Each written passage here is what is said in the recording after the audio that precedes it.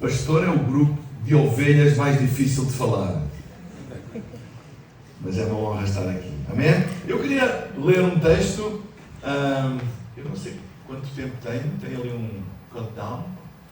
Quanto tempo eu tenho? 40 minutos. 40 minutos. 40 minutos batistas ou pentecostais? Queria ler um texto em Marcos, no capítulo 9, no versículo 33 e 35. E eu queria refletir com vocês à volta de um conceito que para mim tem sido muito importante na minha jornada de ministério e que eu queria compartilhar com vocês. Se eu não partilhar tudo nesta sessão, continuarei na próxima. Marcos capítulo 9, versículo 33 a 35. E diz: depois que chegaram a Cafarnaum, se acomodaram numa casa. Jesus perguntou aos seus discípulos sobre o que vocês discutiam no caminho. Eles não responderam, pois tinham discutido sobre qual deles era o maior. Jesus se sentou, chamou os 12 e disse: quem quiser ser o primeiro, que se torne o último e seja servo de todos. Até aqui a palavra do Senhor. Há um conceito, e nós, quando Deus nos chama para o ministério, e o ministério é multifacetado. Um pastor é multitask, ele tem que fazer muita coisa. Tem que saber pregar, tem que saber administrar, tem que saber aconselhar, sei lá, tem muita área de trabalho, e uma delas, eventualmente, uma das mais importantes, é liderar. É aprender a liderar um rebanho, aprender a liderar um grupo de pessoas numa determinada direção. E existem muitos conceitos e muitos livros hoje em dia, então, sobre liderança, e todos eles têm a sua validade, e todas as perspectivas e abordagens em liderança têm a sua validade. Mas há algo muito importante nas Escrituras e que nós podemos retirar através da vida de Jesus, é o próprio conceito de liderança que Jesus trouxe. Uma das coisas que mais chocou os judeus e que mais chocou as autoridades da época foi exatamente o estilo ou o conceito de liderança de Jesus. Porque eles estavam à espera de um rei libertador. Eles tinham um conceito de líder formatado. E quando Jesus veio, ele destruiu completamente esse conceito. Por isso eles não o reconheceram. É interessante que o apóstolo Paulo, quando fala acerca de Jesus, que sendo Deus, não teve por usurpação ser igual a Deus, mas tomou a forma de homem. E enquanto o homem tomou a forma de servo. Ora, o que os judeus não reconheceram foi a forma, o formato. Ou seja, muitas vezes, e ainda hoje isso acontece, muitas vezes nós recusamos-nos a reconhecer coisas que vêm de Deus porque nós não reconhecemos a forma, o formato. E Jesus trouxe um formato de liderança que não foi reconhecido pelas pessoas, que foi o formato de líder, que ao mesmo tempo era servo. Líder, servo. E nesta discussão entre os discípulos, eles estavam discutindo liderança sob um prisma de maioridade. Quem era o maior?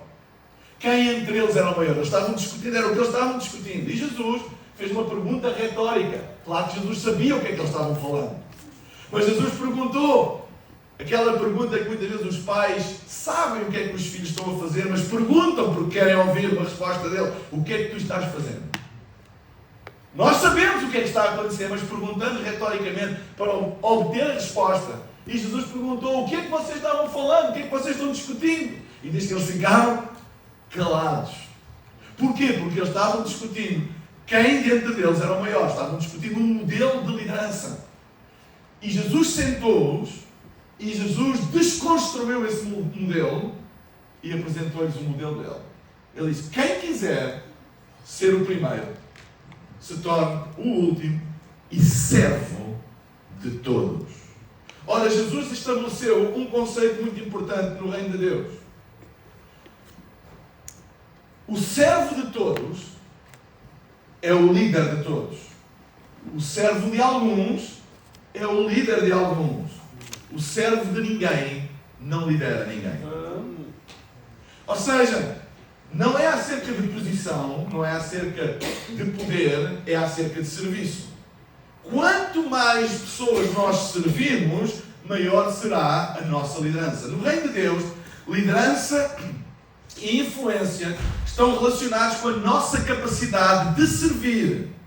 E não de executar necessariamente, mas de servir. Quanto maior for a nossa capacidade de serviço, maior será a nossa liderança. Maior será a nossa influência. No reino de Deus é assim que funciona. Então eu queria compartilhar alguns princípios, alguns pensamentos à volta deste assunto do líder servo. Lembrando que no reino de Deus, como eu disse, o servo de todos é o líder de todos. Deixa-me só abrir aqui a garrafa, que está complicado.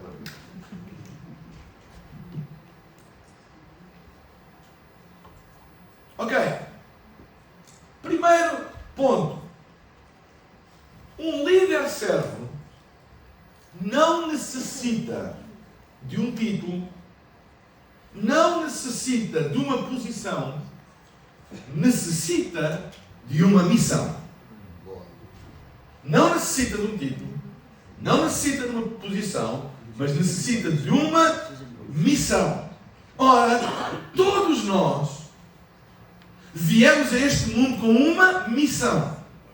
Nós temos um propósito pré-existente.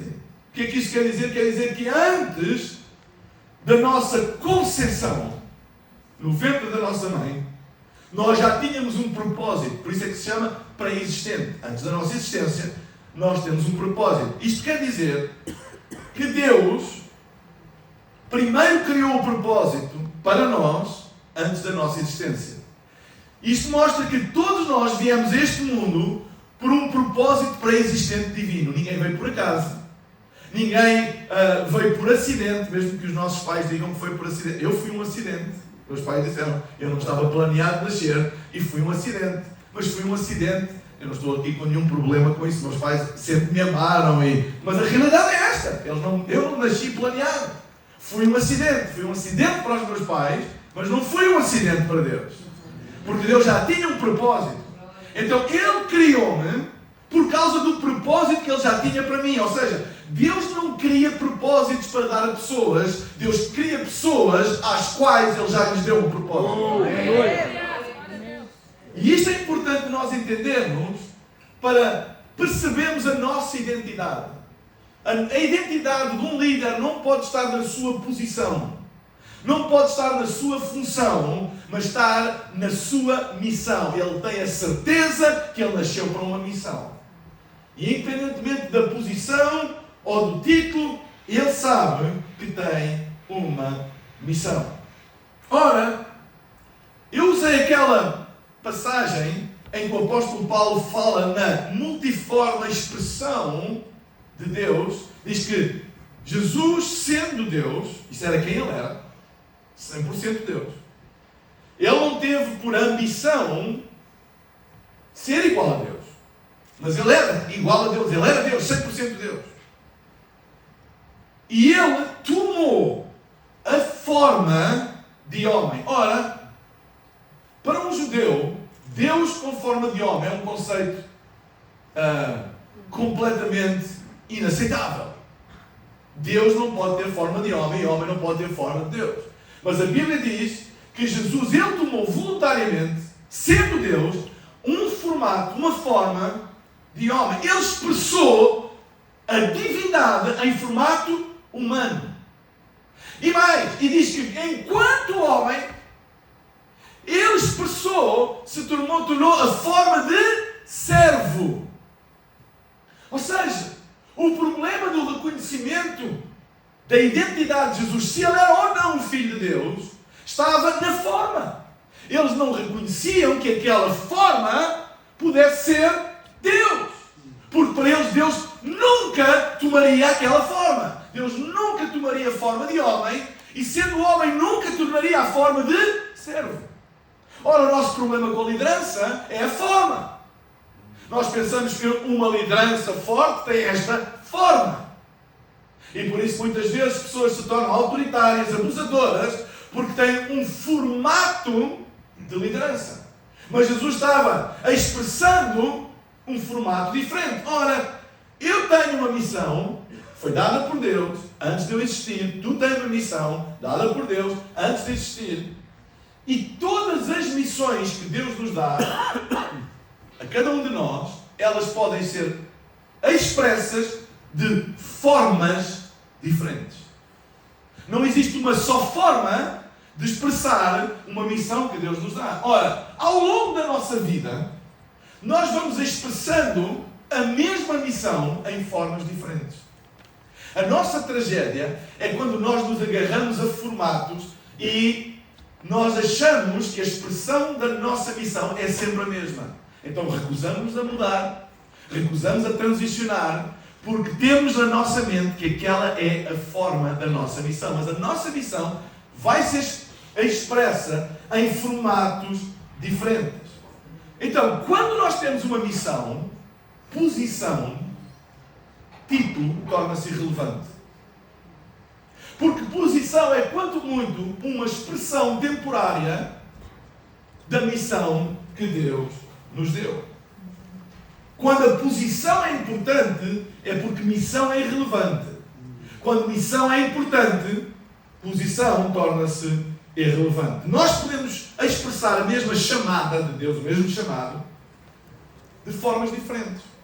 Nós não precisamos de uma posição para expressar aquilo que Deus tem para nós. É por isso que eu pessoalmente, eu não quero ser polémico, mas eu pessoalmente tenho muita dificuldade em pessoas que chegam até mim. Eu sei que aqui no Reino Unido isto não existe, mas em Portugal existe.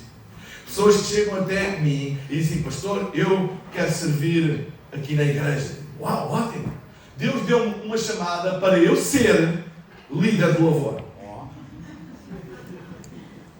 Ou seja, Deus chamou-me para servir, ótimo, mas o meu serviço já tem uma forma.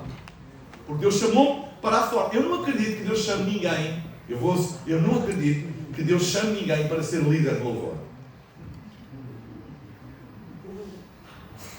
Deus dá-te uma missão. Antes do teu nascimento, Deus já te deu uma missão. Não, quando alguém diz que Deus me chamou para ser... Eu estou a dar um exemplo de líder de louvor, podia dar outro exemplo qualquer. Mas eu, como gosto sempre de estar a bater na cabeça dos músicos, é um fetiche que eu tenho. É uma brincadeira, é uma brincadeira. Sabe? A questão é, se eu tenho uma missão para ser, vou dar um exemplo, ser um criativo. Assim, olha, a minha missão na vida é ser um criativo.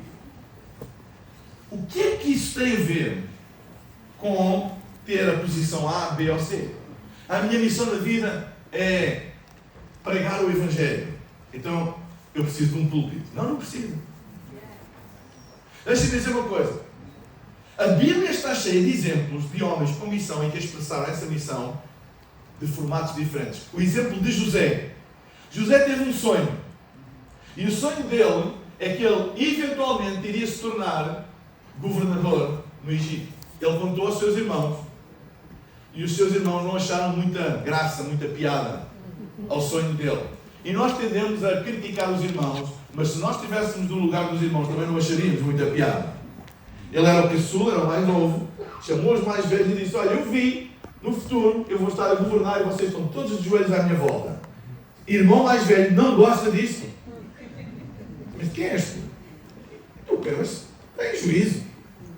E diz que o venderam. Primeira coisa que a Bíblia fala depois de ele ser vendido como escravo, e deixa-me dizer uma coisa: ser vendido como escravo é quase como que ir num caminho completamente oposto ao sonho que ele tinha. Ele tinha um sonho de governador e agora até a sua liberdade que ele tinha, perdeu-a.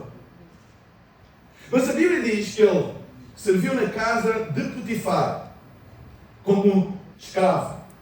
E diz a Bíblia, está lá escrito, que tudo aquilo que José fazia prosperava. Ao ponto de Potifar lhe entregar a gestão da sua própria casa. Ele foi acusado falsamente pela mulher de Potifar de um crime que ele não cometeu. Sendo escravo, não teve direito à defesa, prisão com ele. A coisa estava ficando pior. Ou seja, o sonho estava cada vez aparentemente mais longe. Mas a Bíblia diz também que na prisão, tudo aquilo que José fazia prosperava. Ou seja, quando ele contou aos seus irmãos o sonho, ele estava a ver uma expressão da missão, do chamado que Deus lhe tinha dado. José, ele tinha um chamado para governar, para liderar, para trazer direção. E ele viu no seu sonho um frame de tempo da sua vida onde ele iria ser governador. E ele pensou, governador do Egito. Mas a realidade é que a missão de José expressou-se enquanto ele foi escravo na casa de Potifar. E expressou-se enquanto ele foi prisioneiro na prisão. Ele não precisou do palácio para expressar a sua missão. Da mesma maneira que um pregador não precisa de um púlpito para expressar a sua missão. Ou um líder de louvor não precisa de um microfone para expressar a sua missão. Nós não precisamos do palácio para expressar uma missão de governo. Nós podemos expressá-la na casa como escravo ou como prisioneiro. Porquê? Porque missão, ela exibe multiformes expressões consoante o tempo e a época que nós vivemos. Nós não estamos sempre... Um dia, eu sou o pastor principal da Hillsong de Portugal. Um dia, isto não é profecia, não é... Um dia eu vou deixar de ser. É a vida. E quanto mais depressa eu perceber o tempo, melhor.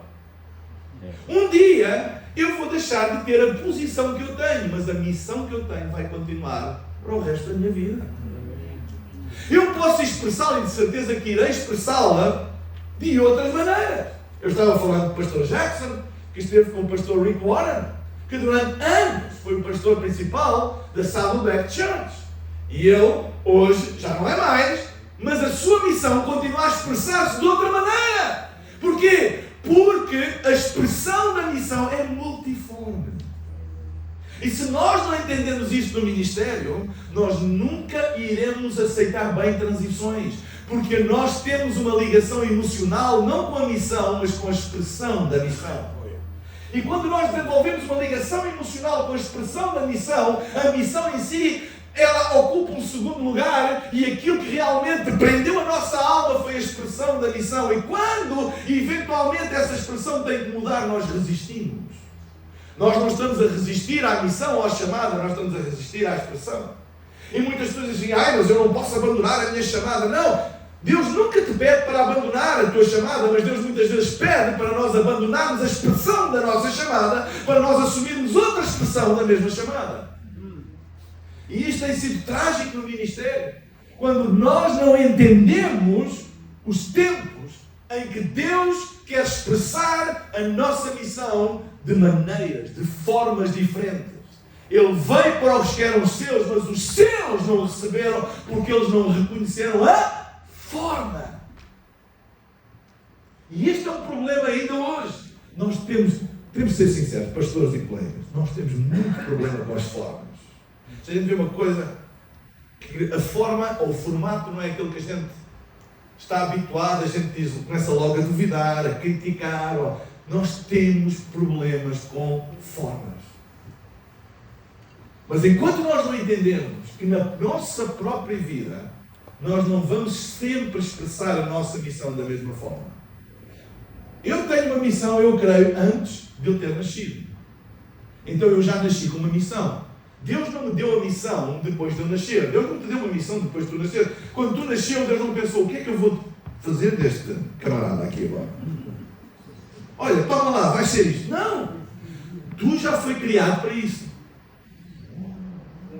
Mas eu nem sempre expressei a minha missão da mesma forma ao longo da minha história. Eu olho para trás Veja, eu já expressei o chamado de Deus na minha vida de formas diferentes, em posições diferentes, com títulos diferentes. E isso é o normal. E eu espero que continue assim.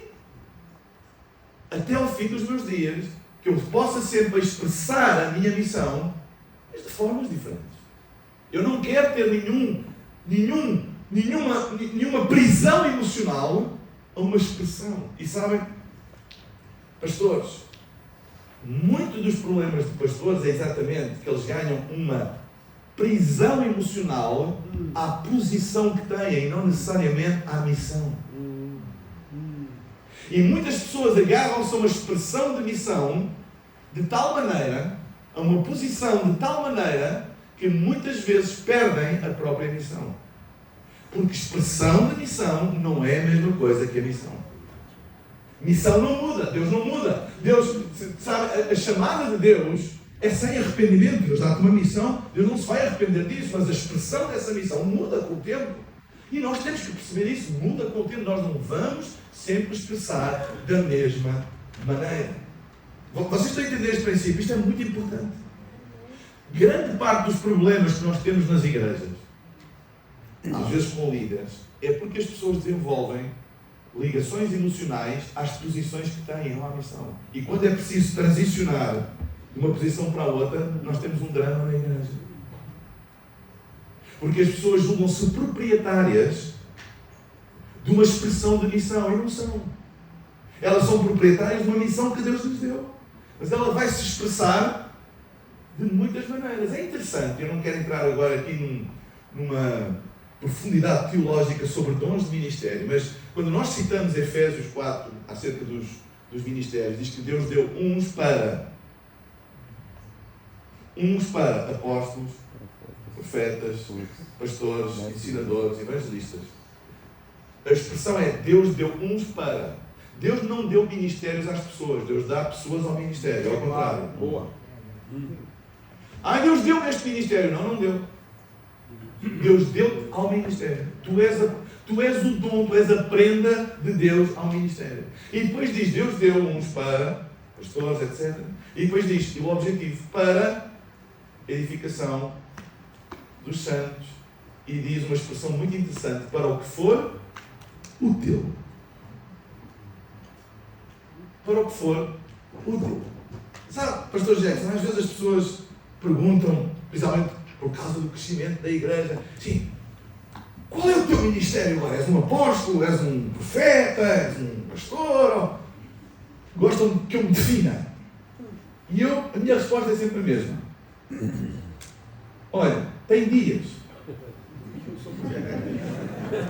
Olha, tem dias que eu acho que sou um apóstolo, tem dias que eu acho que eu sou um profeta, tem dias que eu acho que eu sou um pastor, tem dias que eu acho que eu sou um ensinador, e tem dias que eu acho que eu sou um evangelista. E ainda tem dias que eu não sei bem o que é que eu sou.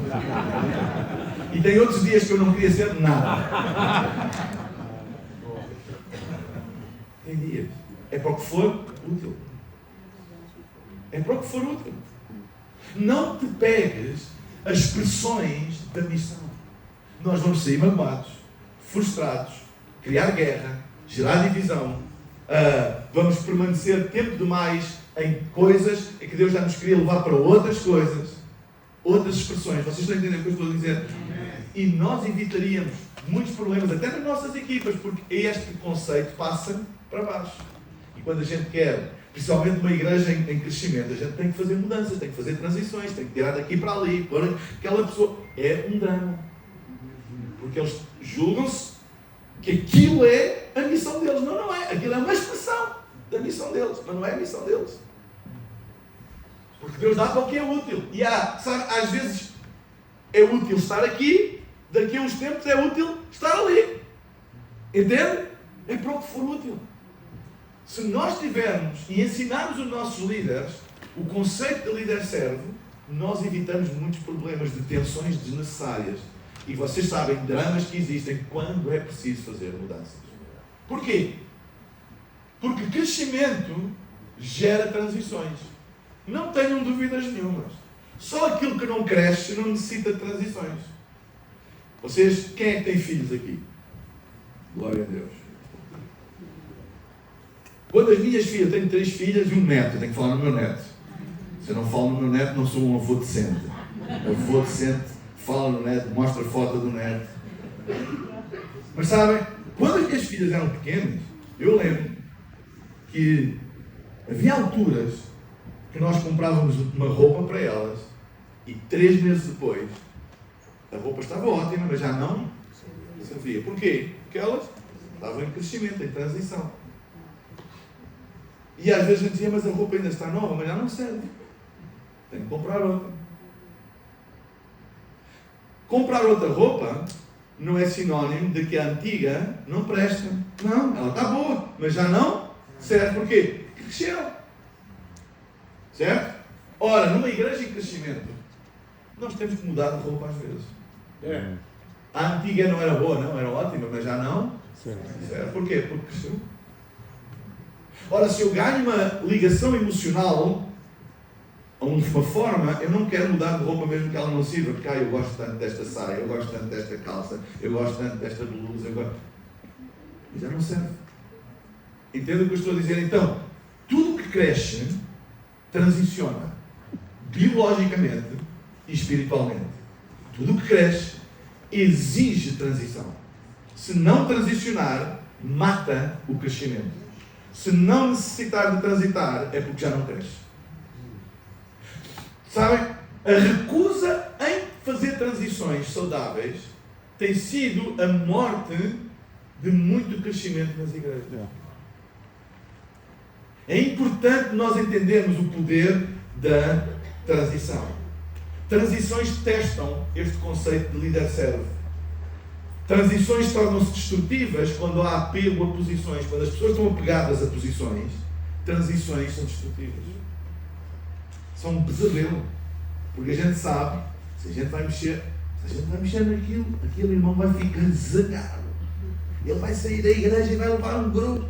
E o outro não vai ficar furioso. Porquê? Porque tem um conceito de líder de posição e não de líder de missão. Porque quando nós estamos a ter a certeza da nossa missão, não importa. Não importa. Se eu sou um criativo, mas eu sou necessário à porta a receber pessoas, eu vou expressar a minha criatividade em receber as pessoas. Eu não preciso de um palco para expressar isso. Se eu fosse chamado para ajudar no trabalho de crianças, eu vou expressar a minha criatividade no trabalho das crianças, porque é quem eu sou, é a missão que eu tenho. Ela não necessita de determinada posição para expressar, ela expressa-se em qualquer posição. Seja onde você estiver, quem você é vai ser expresso.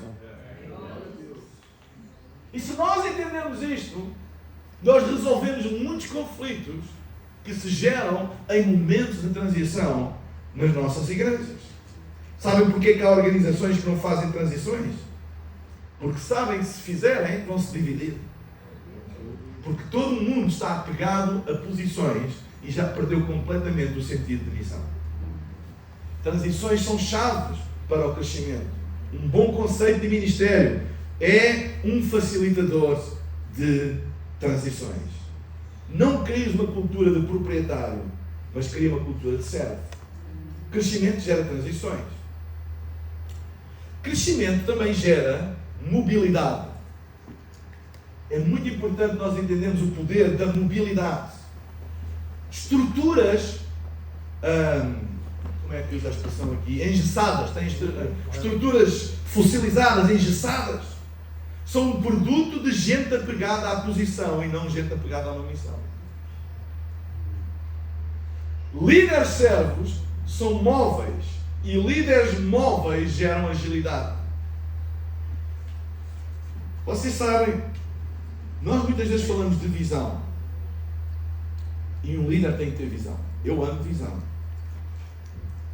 Mas o corpo tem que ser ágil o suficiente para fazer aquilo que a mente está a ver. Por exemplo, eu sou um grande dançarino.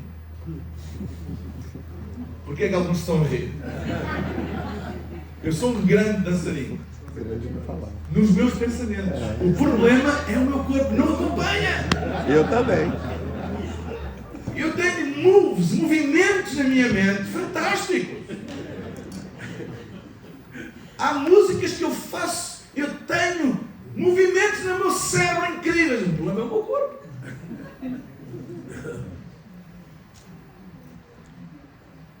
Uma das características do envelhecimento é a perda de mobilidade e agilidade. É por isso que nós temos que fazer determinados exercícios para não perdermos a nossa agilidade e a nossa mobilidade. Ora, num corpo espiritual é a mesma coisa. Se eu tiver visão, mas o corpo que eu lidero não tiver mobilidade, nada vai acontecer. Grande visão e vamos fazer, mas o corpo não tem agilidade, não tem mobilidade, não tem capacidade de se adaptar a uma mudança de ritmo. Porque perdeu a agilidade. É uma estrutura engessada. Para passar uma caneca daqui para aqui tem que ter uma Assembleia Geral. Perdeu mobilidade. Ora, se perdeu mobilidade, não adianta ter visão. Tem visão, mas o corpo não responde. Então, além de visão, é responsabilidade de um líder que a sua igreja tenha agilidade e mobilidade. Agilidade e mobilidade. Sabem, eu falei de dançar. Às vezes a gente... Já uma vez você bateu palmas e cantou ao lado de alguém que bate palmas fora do tempo? É horrível. É horrível. A gente está a cantar. Então...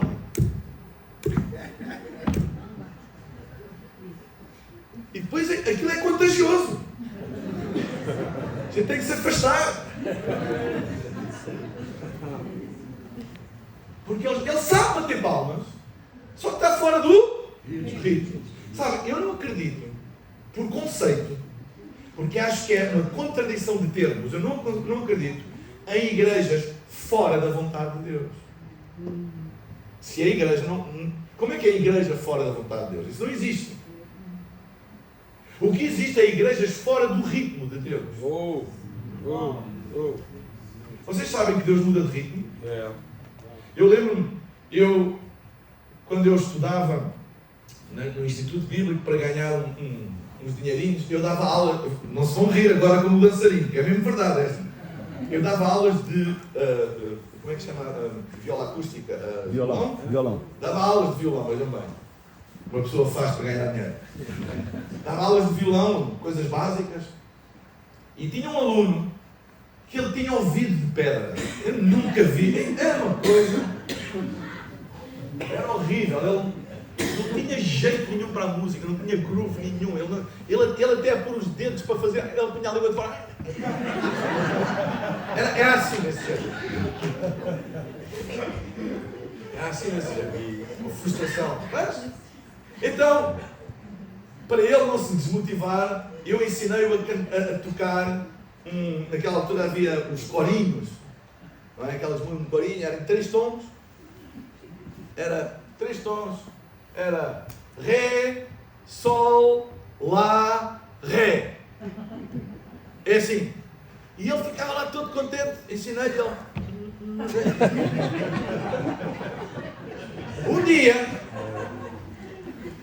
Um dia estava um grupo de jovens e estava lá esse com a viola dele e o grupo começou a cantar aquele corinho, mas você sabe quando um grupo começa a cantar à capela, não entra necessariamente no tom que a gente ensinou. Eles começaram a cantar e o bom do meu aluno, na viola, mete em ré, mas eles estavam a cantar em mi ou outra coisa, não interessa.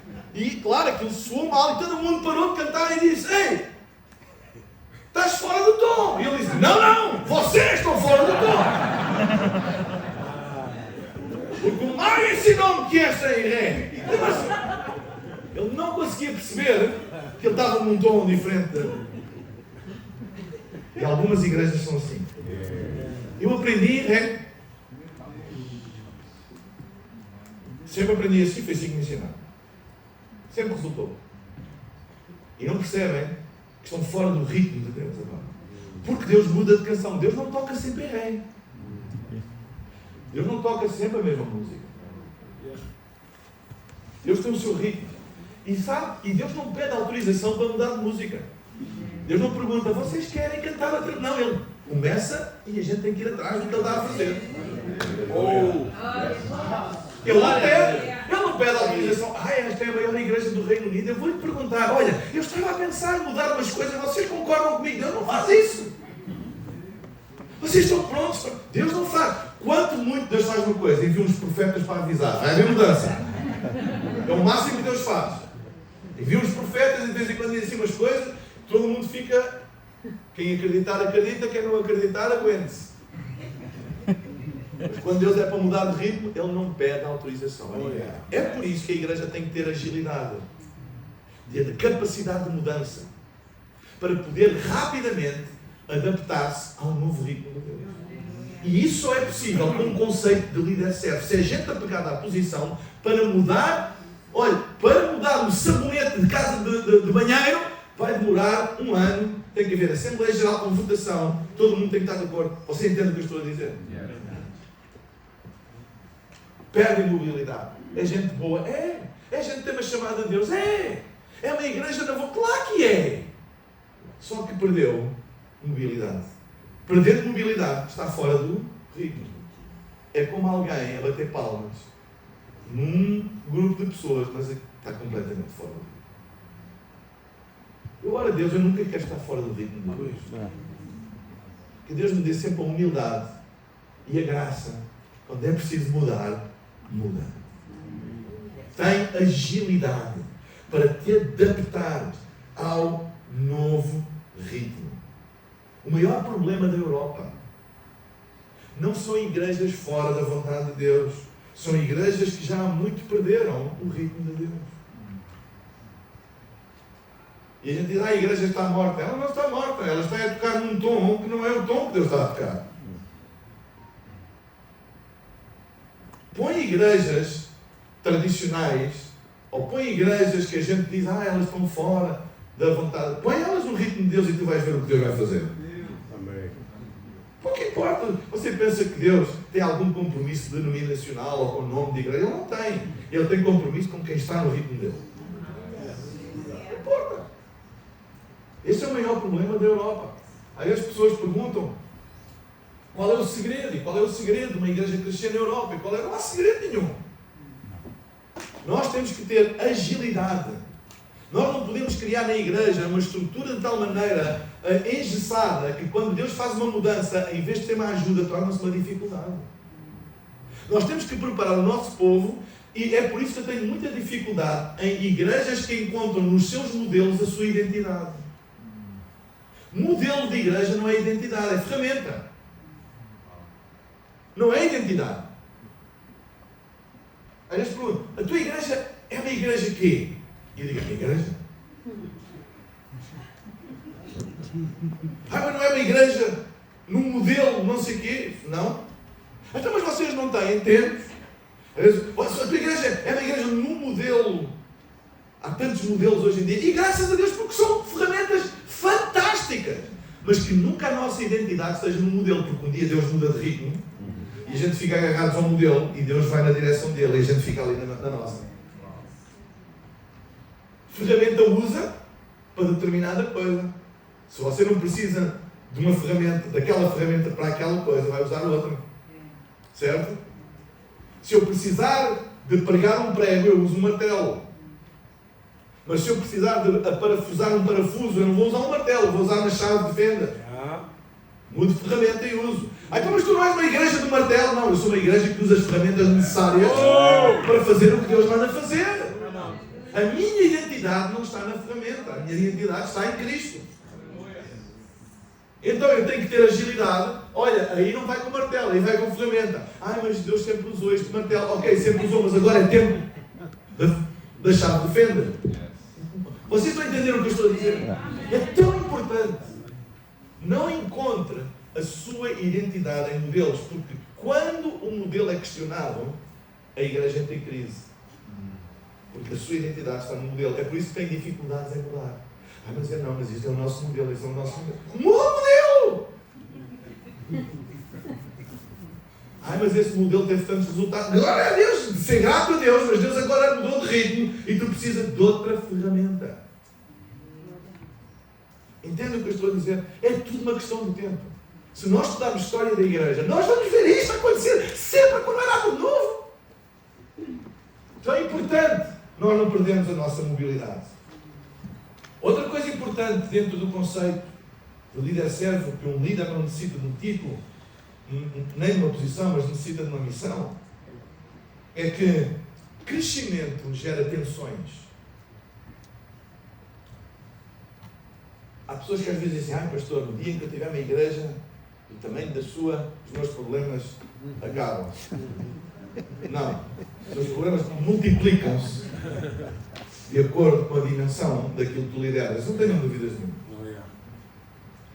No ministério existem tensões que nunca vão desaparecer. Nunca irão desaparecer. Por exemplo, a tensão entre visão e recursos. Quem é que já experimentou essa tensão? Tem uma visão, mas não tem recursos, e aquilo gera ali uma tensão. Ela nunca vai desaparecer. Tu nunca vais ter mais recursos que visão. Se tu tiveres mais recursos que visão, alguma coisa não está bem na tua igreja. Há tensões que nunca vão desaparecer. Por exemplo, a tensão entre o criativo e o administrativo. Os criativos fazem isto e aquilo e o administrativo depois pergunta, como? Ou da produção, como é que vamos fazer? Ou como é que vamos pagar? O criativo não quer saber. Diz, não, mas estás a ver como é? Está bem. Existe tensão. E nunca vão desaparecer. Tensões geracionais. Às vezes hoje pessoas falam, a minha igreja tem ali um problema de uma tensão geracional entre os mais velhos e os mais novos. Então qual é a solução? Manda fora os mais novos e fica só dos mais velhos? Ou manda fora os mais velhos e fica só dos mais novos? Não vai desaparecer. Uma igreja multigeracional vai ter tensões de gerações, é normal. Então você não tem na sua casa com os seus filhos e manda-os embora. Eu não quero ter tensões geracionais na minha casa. Normal. Tem que aprender a lidar com as tensões. Um dos problemas no ministério é que nós fugimos das tensões e não percebemos que tensões são poderosas. Não fuja de tensões. Porque tensões são poderosas. Deixa-me falar de 3 coisas e termino já, e depois continuo na próxima sessão. 3 coisas que revelam o poder das tensões. Tensão gera tração. Se você puser uma corda para rebocar um carro que está parado, avariado, quebrado, e põe um cabo, uma corda, para que o carro que faz a tração consiga puxar o carro que está quebrado, a corda tem que ficar em tensão. Se não tiver tensão, não há tração. Você já alguma vez viu algum carro ser rebocado e a corda assim pelo chão? Não. Porque a tensão transmite a força de tração de um corpo para o outro. Certo? Então, não há progresso sem tensões. Sabem que visão gera tensão. Quando o pastor sobe e lança a visão, vai gerar tensões. Pessoas não vão entender, outras fazem perguntas, outras dizem, como é que vamos fazer isso? Pastor, não entre em pânico, nem comece a dizer que as pessoas estão em rebelião. Porque é normal visão gerar tensão nas pessoas. Como é que vamos fazer? Eu não sei se eu consigo. Porque a visão esticou. E a pessoa, mas é isso que vai fazer avançar. Todas as igrejas que querem tudo assim muito soft, tudo muito consenso, tudo muito... A corda está sempre frouxa. A gente não puxa, senão quebramos a unidade. E não há tração. Por isso não cresce, não anda para a frente. Está tudo muito unido, muito feliz, estagnado. Há igrejas e grupos de pessoas muito unidas, estagnadas. Aquilo não tem tensão nenhuma, está sempre tudo. Não parece Alice no País das Maravilhas. Tudo, nós nos amamos tanto, e é só amor, a gente nunca se desentende, a gente, não há tensão nenhuma entre nós, eu fico sempre, olha, se não há tensão nenhuma entre vocês é que não há crescimento. Não há visão. Se houver visão, eu garanto que vai haver tensão. Vai haver tensão. Não fuja da tensão, tensão gera atração. E às vezes é preciso, principalmente em igrejas que estão meio adormecidas, abanar um bocadinho e gerar ali uma tensão, porque aquilo não vai ficar na mesma. Aquilo vai puxar as coisas para a frente. E se um pastor não sabe lidar com uma tensão, não está pronto para o ministério. Tem que aprender. Não vai desaparecer. E quanto maior for o barco, maior a tensão. Aprenda a lidar com a tensão, porque tensão gera tração. Não há crescimento sem tensão. Se a corda estiver frouxa, não há crescimento. Vou ter uma reunião, mas eu não quero que haja tensões na reunião. Se você não quer que haja tensões na sua reunião de liderança, é porque não vai haver crescimento nem progresso. Então é progresso que vai gerar algumas tensões. Mas não é o diabo que está ali escondido nas tensões, é Deus que está escondido nas tensões para puxar tudo para a frente. Segunda coisa. Tensão gera equilíbrio. Eu não sou engenheiro, mas existem pontes. Há uma ponte em Lisboa, que é a ponte 25 de Abril, que é como a Golden Gate. É uma ponte cujo tabuleiro é sustentado por cabos em tensão. E eles geram equilíbrio entre os pesos, na estrutura. Tem uns pilares enormes e daí saem uns cabos em tensão. O cabo não está frouxo, está em tensão para gerar equilíbrio. Se você puser dois corpos, cada um a pender para um lado diferente, e uma corda que os suporte, a tensão vai trazer o equilíbrio entre essas duas coisas e cada um puxa para o seu lado, mas ninguém cai porque está em tensão e gera equilíbrio. Quando nós fugimos das tensões na igreja, nós geramos desequilíbrios na igreja. Então a tensão é importante. Eu falei, por exemplo, na tensão entre recursos e visão. Essa tensão é muito importante. Porque se você cortar a tensão e dizer, não, é tudo acerca de visão, você vai acabar falido. Cheio de visão, mas sem dinheiro para pagar as suas contas. Se a sua igreja for só sobre contas e administração e sem visão, você vai acabar com dinheiro, mas a perder pessoas, porque ninguém quer estar num lugar só porque tem dinheiro, mas não tem visão. Então aquela tensão entre um e outro vai gerar o quê? Equilíbrio. E nós precisamos desse equilíbrio. Não é só isto e não é só aquilo. É as duas coisas em equilíbrio. Como é que você coloca duas coisas em equilíbrio? Que elas são diametralmente opostas e puxam para lados diferentes. Como é que se gera um equilíbrio entre dois corpos que puxam para lados diferentes? Um cabo em tensão. Se tiver uma corda em tensão, eles estão a fazer força, mas aquilo gera equilíbrio. Ora, se nós fugimos das tensões, nós estamos a fugir do potencial que os equilíbrios das diferenças entre as nossas igrejas trazem. Porque nós não podemos ter gente só que pensa de uma maneira, gente só com uma característica. Por exemplo, a tensão geracional. Como é que nós trazemos equilíbrio entre mais velhos e mais novos? Porque eles puxam diametralmente opostos. Ideias às vezes opostas. E é normal ser assim. Não, se a ideia oposta é do diabo. Não é diferente. É a tensão. Essa tensão é boa, porque ela vai gerar equilíbrios.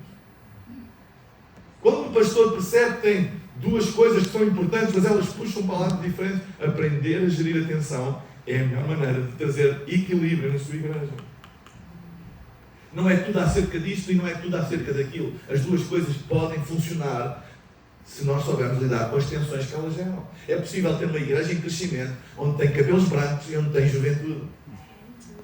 É possível uma igreja ter visão e boa administração.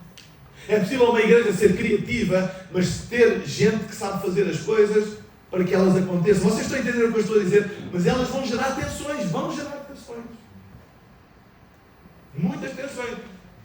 Nós não podemos fugir das tensões, porque são elas que vão gerar tração e são elas que vão gerar equilíbrio. E em terceiro lugar, e vou terminar, tensão gera suporte. Este cluster de colunas de som, eu não sei como é que ele está preso. Ora Deus para que esteja bem preso. Mas muitas vezes ele tem uma estrutura em ferro que o suporta. Mas, por questões de segurança, por exemplo, em concertos, em espetáculos, ele tem que ter um cabo em tensão. Caso a estrutura que o suporte ceda por algum motivo. Está a ver ali? Não sei se este tem estrutura, mas tendo estrutura, tem um cabo. Se a estrutura falhar, o cabo suporta o peso do objeto. Mas o cabo não pode estar frouxo. Porque se o cabo estiver frouxo, quando a estrutura falhar, só o pique entre frouxo e esticado pode ser suficiente para quebrar. Então ele tem que estar logo em tensão. Ou seja, Quando a estrutura falha, o cabo está em tensão e suporta. Tensão traz suporte. É por isso que nós nunca devemos fugir de conversas tensas. Porque há conversas tensas que podem salvar as pessoas. Porque elas vão gerar suporte. Às vezes, nós temos que enfrentar alguém, chamar alguém e ter uma conversa tensa. O nosso objetivo não é criticar, não é o mal da pessoa, é trazer suporte para que ele não caia. E temos que o chamar e confrontar. E aquela conversa gera tensão. E às vezes o pastor gosta de fugir da conversa tensa. Ai, não, vai dar chatice. Não deixa estar. Entreguei tudo para o Senhor para que o Espírito Santo faça. Não, o Espírito Santo não vai fazer. Tu vai fazer e o Espírito Santo vai te usar. A gente tem que fazer a obra difícil. Aquela conversa difícil que tu andas a ameaçar ter, tem o mais depressa possível. Porquê? Porque a tensão vai gerar suporte. E quem sabe vai ser essa conversa que vai salvar a pessoa de cair. Eu já tive pessoas na minha vida que eu tive de ter conversas daquelas e que mais tarde algumas delas olham, pastor, obrigado por aquela conversa. Ele salvou a minha vida. Foi difícil, aquilo custou-me, mas olha, salvou-me. Eu ia por cano abaixo, eu ia. E já houve pessoas que tiveram conversas tensas comigo que me salvaram. E eu agradeci, obrigado, tiveste a coragem de me confrontar, mas olha, foi a minha salvação. Foi o cabo, a intenção que me suportou. Então não fuja da tensão. Então, para concluir o primeiro ponto, depois dou os outros depois. Um líder servo não necessita de um título ou de uma posição, necessita de uma missão. Nós podemos expressar a mesma chamada em posições diferentes, temos o exemplo de José. Temos que entender que crescimento gera transições. Nós não vamos sempre expressar a mesma missão da mesma maneira. Crescimento gera mobilidade, agilidade, e igrejas precisam de agilidade, senão perdem o ritmo de Deus. E, igual com a música, sou legal. Como é que é da tecnologia? É o anjo. É o Foi anjo. mesmo do céu, é? Isto é mesmo next level. Crescimento gera mobilidade e crescimento gera tensão. Amém? Sabe que podemos ficar de pé? Pai, eu oro, Senhor, para que nesta manhã tu fales ao nosso coração, que a tua palavra possa servir para o nosso ensino, para nos ajudar a seguir a chamada que tu tens para nós. Nós não queremos abdicar da nossa chamada nem missão, mas estamos disponíveis diante de ti para fazer a tua vontade e expressar de acordo